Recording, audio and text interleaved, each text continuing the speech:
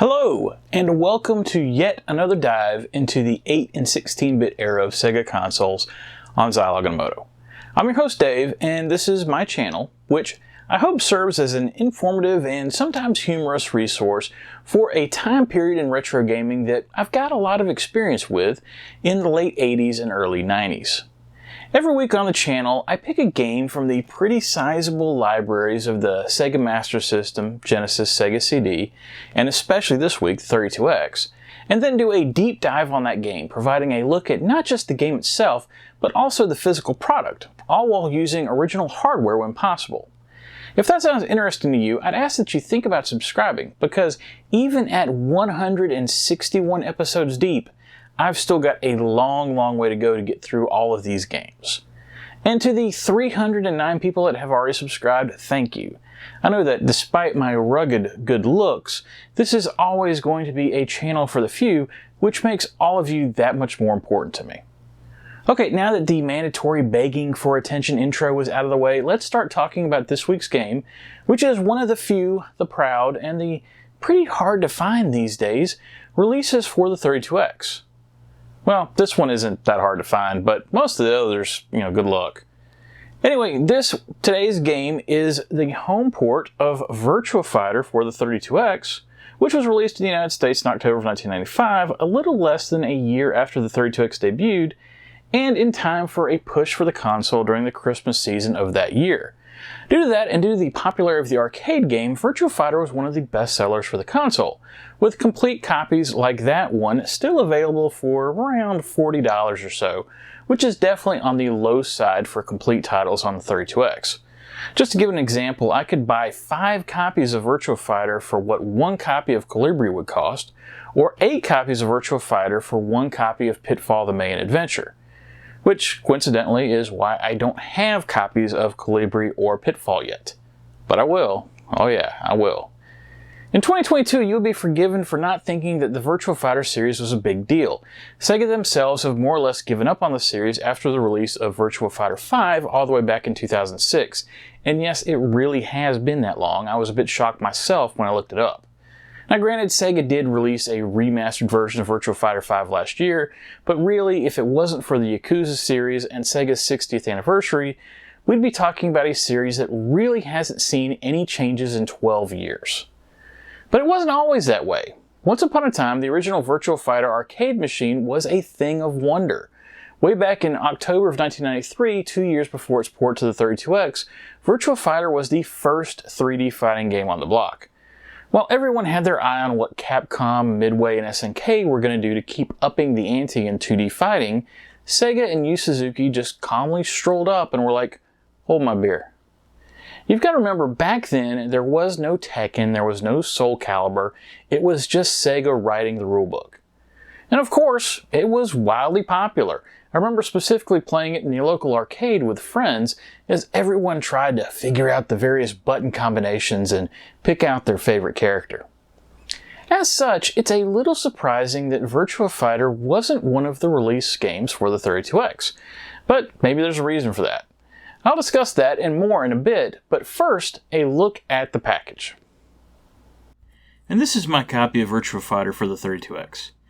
This copy definitely has some wear to it, as is pretty common with most 32X games, due to everyone but Acclaim using Sega's newer cardboard box style packaging over the iconic Sega clamshells. But I'm good with the condition, as for the most part it's structurally intact, and the color has held up well except for the right side of the box, which is slightly sun-bleached. I'm guessing this side specifically was on a shelf in the sun for a while or something like that.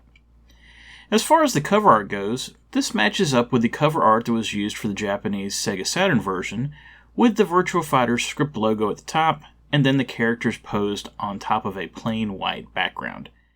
I suppose it's fine, and I understand where they were coming from in reusing the previous design, but honestly, it kinda sucks. Both the Japanese and European editions got what I consider to be much better covers for the game, with both featuring the characters in more creative poses and actual backgrounds as well. Not real sure why Sega went with the different covers for all 3 versions, especially since they were all released in the same month. but clearly the US got the short end of the stick here, and this definitely didn't help them with the marketing and sales, I'm sure. Flipping over to the side, and it's a small thing, but I love how, along with the logo, we also get Lao Chan jumping in ready to mess someone up. This one small shot looks better than anything on the front cover, and shows that even with the low poly count, Sega was able to get some emotion across. Unfortunately, it just wasn't in the best place. Okay, now over to the back, and there's 5, count 'em 5 screenshots on the back, arranged to nicely border the flavor text, and another pretty cool action shot of Lao versus Akira. The screenshots are of decent quality, although they seem a little dark. Don't know if that's just the game in general, or just the pictures. I guess I'll find out in a minute. They did a good job of showing off the different characters and fighting arenas in the game, but if you look closely, you can tell the last 2 are more than likely taken from the same fight. Lazy Sega. As far as the flavor text and bullet points go, they're solid and do a good job of selling the game to home audiences, especially with the section at the bottom with features that are supposedly only on the Sega Genesis 32X. I'm not sure I've heard it referred to like that before. Seems kind of awkward to call it Sega Genesis 32X instead of just Sega 32X or just the 32X, but that does fall in with the labels on the front and sides that do sneak in the reference to the Genesis, and of course the top of the 32X itself. And I know the 32X can't operate without the Genesis, but it still seems odd. When someone refers to a Sega CD game, they don't say the Sega Genesis CD, even though that's technically accurate. Going back to those new features though, I'm assuming it means that those features weren't in the Saturn version, making them truly exclusive to this version, which at first might sound a bit strange, but when you take into consideration the Saturn version was a very rushed port to make the Saturn's release date, it makes sense that they might have taken the extra development time to add some extra stuff in here. Finally, as you open the box up, what's this? Bonus manual time? Yeah, I didn't realize this when I bought it, but apparently someone accidentally put an extra manual in here. I suppose I should throw that on eBay. Anyway, as far as the manual goes, it's the same cheap black and white manual on rough paper that Sega went with when they switched to these cardboard boxes, but at least it has tons of pictures with information on how to play the game, including breakdowns of each of the 8 characters with their movesets, which is what you want in a fighting game manual. Okay, that's the package. Let's get into Virtua Fighter and see how this 32X version holds up. One thing that I didn't mention in the last section about the manual is that the first page of the manual actually tells the backstory of Virtua Fighter, as was common for Sega manuals of the era, to have an intro that was designed to try to draw you further into the game. Now, personally, I had no idea there was any kind of story to Virtua Fighter, at least the first game anyway. And I don't mean it suffers from the usual fighting game trope of, well, we're just going to take around 8 crazy looking characters and throw them into a tournament where they're fighting one another, and maybe each character gets a small paragraph explaining what happens to them if you happen to win the tournament. No, what I mean is, literally until playing the game this week, I had no idea that there was any backstory at all to this game, as it's not shown in the arcade version anywhere that I'm aware of. It almost makes me wonder if it was all made up after the fact to go with these home ports, or if they actually had created the quote lore to go with this game when they were designing the arcade version, but due to technical limitations they had no way to tell that story. From the first page of the manual, the story itself is pretty thin, but basically sets the character of Akira Yuki as the main character of the game, similar to how Ryu is the main character in Street Fighter. Apparently Akira, and I'm apologizing for pronunciation issues in advance here, is a student of Hakyuko Ken, which is the Japanese name of the ancient Chinese fighting style Bajukan. Bajukan, or Hakyuko Ken, is a very real style and not just made up for Virtua Fighter, and depending on who you talk to, it dates back to the 16th century, with its focus being on upper body strikes. Anyway, apparently Akira is supposedly the only active master of Hakyuko Ken, and he decides to go out and enlighten himself further by competing in the very imaginatively named World Fighting Tournament against 7 other fighters of various backgrounds. Yeah, I don't know, maybe I should go back to my original thinking that this game has no backstory. From that description, you can pretty much guess what the point of the game is. Pick one of the 8 characters, and either compete in a tournament against the computer where you have to fight the other 7 characters and a clone of yourself, or take on a second player in a one-on-one match. It's an old concept now, but you've got to remember, Virtua Fighter single-handedly invented the 3D-specific one-on-one fighting genre, so it can be forgiven for appearing a bit simple when playing it now. There's just one problem.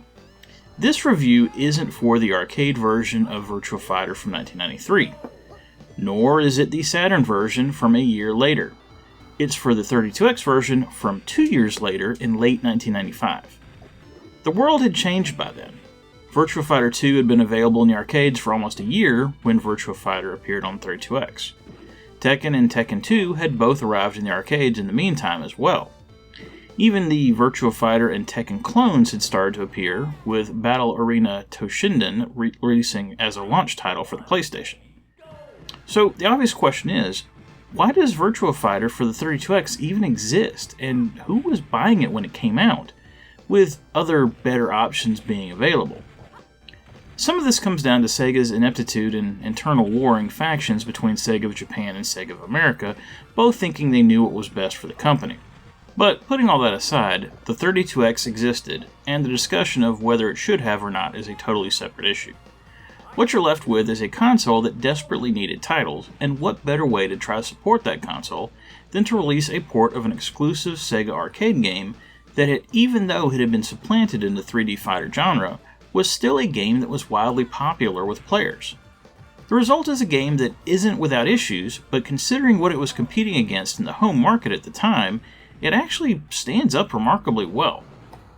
Probably the first question many people might ask when discussing the 32X version of Virtua Fighter isn't how it compares to the arcade version, but how it compares to the Saturn version, which, if you lived in the US, had only come out 5 months before in May, and if you want to get really technical, it wasn't supposed to have been available until just a month before the 32X version in September, with the original launch date of the Saturn. And it's a more fair question than most people realize. I mentioned this a few minutes ago when looking at the back of the package, but when you discuss the Saturn version of Virtua Fighter, you have to remember two things. It was a launch title for the console, so the developers didn't fully know how to use the complex hardware of the Saturn yet, and the title was rushed through development to make that launch date. The result isn't necessarily a bad port, but it's definitely a port that could have been a lot better, and Sega basically admitted to this by releasing Virtua Fighter Remix for the Saturn just prior to the release of Virtua Fighter for the 32X. Even with the issues present in the Saturn port, I think it's safe to say that if you had a choice between playing the two versions of the game, most people would still go with the Saturn version. As admirable as a job as Sega did with trying to drag the aging hardware of the Genesis and the 32X into the next generation, the Saturn's version of Virtua Fighter runs at a higher resolution than the 32X version, and it clearly does so with a better overall frame rate and polygonal models that are closer to the arcade. The audio is much closer to the arcade as well, which should be expected with the sound capabilities, or maybe incapabilities, of the 32X always being the console's Achilles heel. Just as an aside, the sound in the 32X version isn't bad necessarily, but it can't hope to compete with a CD-based system. It's not completely a one-sided affair, however. The 32X version's best feature in comparison may be one of its simplest: no loading times. Do you remember what it was like waiting on the double-speed CD-ROM in the Saturn or the PlayStation to load new levels into a game? Well, if you don't, I'll tell you, it sucked. Especially with something like a fighting game, where all of a sudden you were getting into a good rhythm against a computer or a friend, and then it's time to play the waiting game instead. Being able to just seamlessly continue round after round makes for a much more pleasant gaming experience, and the ability to simply play more matches in less time makes the process of practicing with different character movesets a lot less frustrating. Along with the lack of loading times, there's some other nice additional features in the 32X version as well. One of those ends up being a trivia question for the console, as Virtua Fighter is the only game for the 32X that supports widescreen gaming. Before you start scratching your head trying to figure out how they pull that off, it's actually a bit of a cheat. What the game has is two graphics modes, normal or squeeze. If you play the game in squeeze mode with normal settings on your TV, it will appear slightly horizontally squished, with the intent being for you to put your widescreen TV in stretch mode, widening out the image to appear as normal. The rest of the changes are smaller, but still appreciated and do make the game feel more full-featured. Each character now has 8 colors of outfits that can be worn if you so choose. The game has an additional tournament ladder mode, which is a fun option for parties, but not necessarily something that you'll be using all the time. And there's some tweaks to the gameplay that can be made in the options screen, such as changing the amount of health that your player has, the size of the arenas that you fight in, from a tiny 4-meter base to a giant 24 meters, and the inclusion of 4 additional camera angles that can be chosen in the options menu or switched to when you pause the game. In the end, the game is still Virtua Fighter, but I certainly appreciate this extra effort to give the player more value for their money. If you've never played Virtua Fighter, at first the game may seem a bit on the simple side. The arcade version only used 3 buttons, one for punching, one for kicking, and one for blocking. Compare that to the 4 buttons used in Tekken and most SNK fighting games, the 5 in Mortal Kombat, and the 6 in Street Fighter. You might be asking yourself how that works. Well, honestly, it works very well, and games like Tekken and Soul Calibur wouldn't exist without Virtua Fighter inventing this control scheme, which has the players relying more on specific button and joystick inputs to access their character's full arsenal, instead of having all the players utilize a similar playstyle for 90% of the game, with the 3 and 4 special moves per character making up the difference. Now, I'm not saying that Ryu plays exactly like Guile, that would be silly, but what I am saying is it's much easier for a Street Fighter player to switch to a different character and at least be competent, as they don't have to learn an entirely different moveset. This is good and bad for that very reason, as it does mean that Virtua Fighter has a steeper learning curve to master a character, but that's what easier game modes are for, right? Make no mistake, you will want to try to get very familiar with whichever character you pick out, as even in those easier game modes, the computer will be downright unforgiving once you make it to the higher rounds. The good news is that the 32X version plays very well. In fact, it played better than I was expecting. Minus its graphical and audio limitations, it feels like playing Virtua Fighter in the comfort of your own home, which is the one thing you have to get right in an arcade port. And along with the game feeling right, Sega took advantage of the 6-button controller for the Genesis and offered 2 additional control modes, one for the hardcore arcade fans and one for those just starting out. The first layout offsets the block button on the bottom row, while the kick and punch buttons are placed on the top row, to replicate the feel of the original arcade cabinet. The second layout is referred to as beginner mode, which I think is a bit harsh. Maybe convenient mode is more appropriate.